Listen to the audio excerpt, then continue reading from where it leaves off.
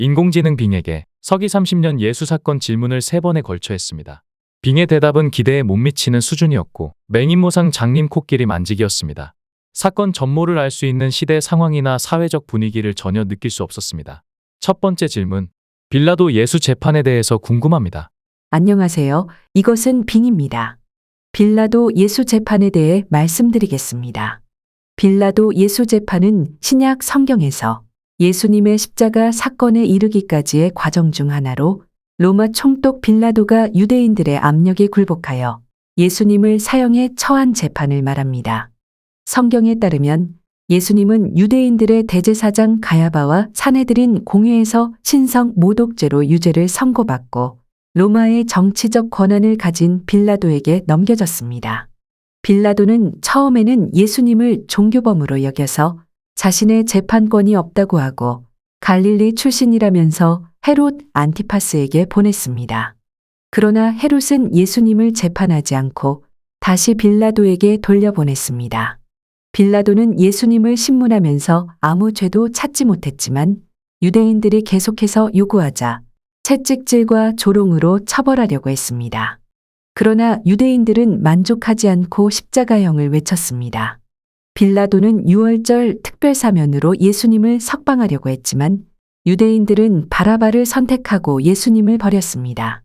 빌라도는 결국 유대인들의 협박과 압력에 굴복하여 예수님을 십자가형에 처했습니다. 이 재판은 인간의 정치적 욕심과 부조리, 그리고 하나님의 구원 계획이 교차하는 역사적 사건입니다. 예수님은 자신의 죄를 대신하시기 위해 억울한 재판과 고통을 감내하셨습니다. 우리는 이를 통해 하나님의 사랑과 은혜를 깨닫고 감사해야 합니다. 두 번째 질문, 베다니 사람들과 다락방은 무슨 관련이 있나요? 안녕하세요. 이것은 빙입니다. 베다니 사람들과 다락방은 무슨 관련이 있나요? 질문에 답해 드리겠습니다. 베다니 사람들과 다락방은 다음과 같은 관련이 있습니다. 베다니는 예루살렘에서 동쪽으로 약 3km 떨어진 감람산 자락에 있는 작은 마을입니다.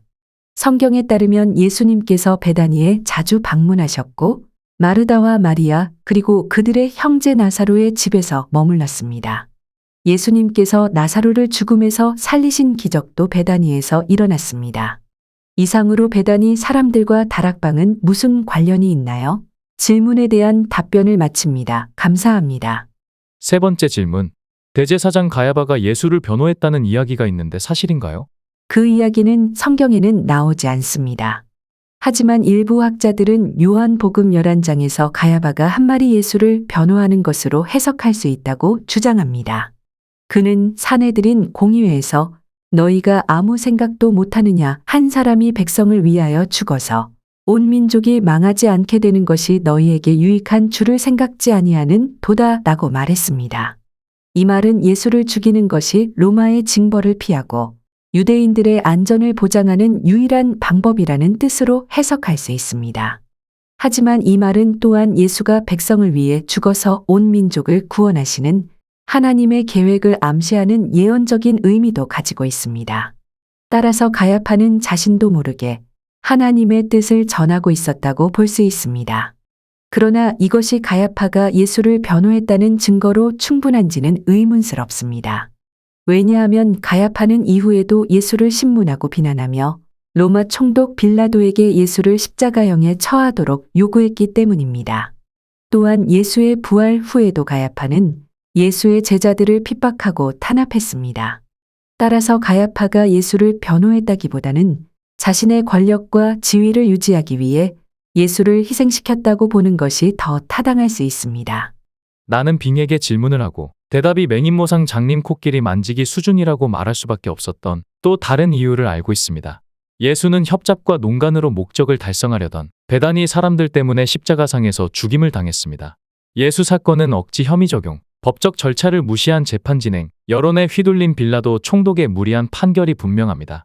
현실상으로는 말이 될 수 없는 상황 설정 등 매우 자극적인 장면이 드러난 막장 드라마였습니다.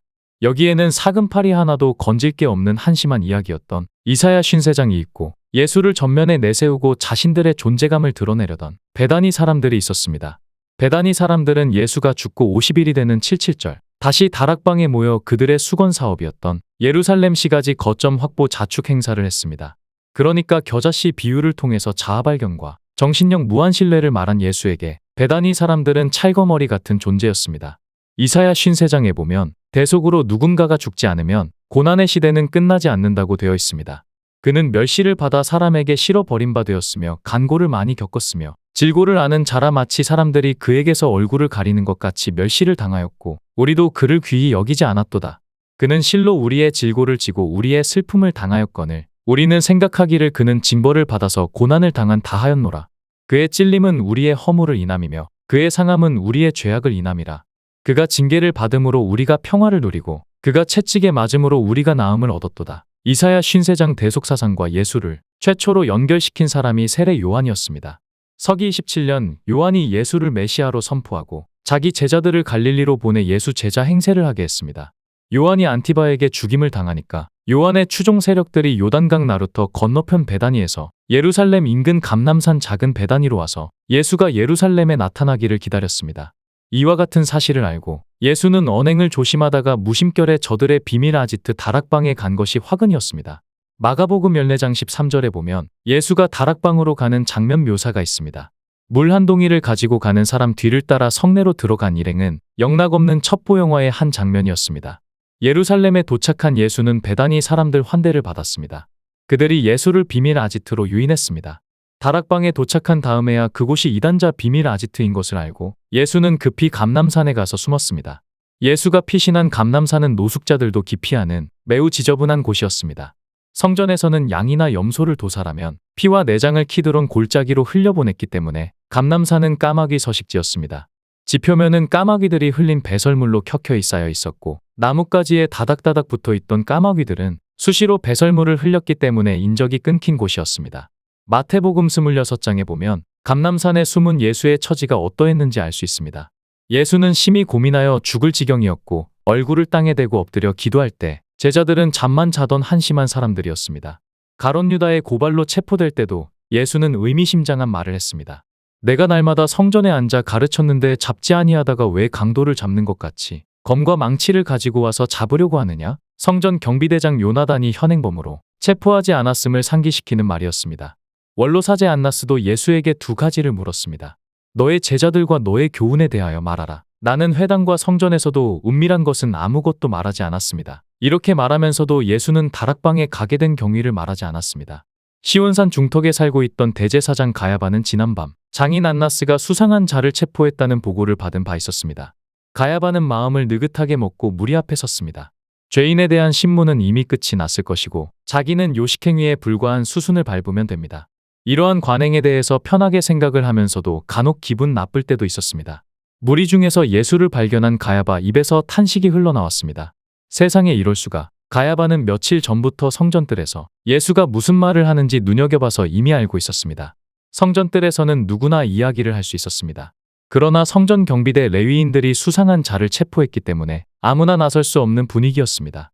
무리 중에서 누군가가 큰 소리로 말했습니다. 이 자가 성전을 비방하고 거룩한 분의 이름을 모독했습니다. 예수를 유대광야의 수도원 에세니파 패거리라고 말했습니다.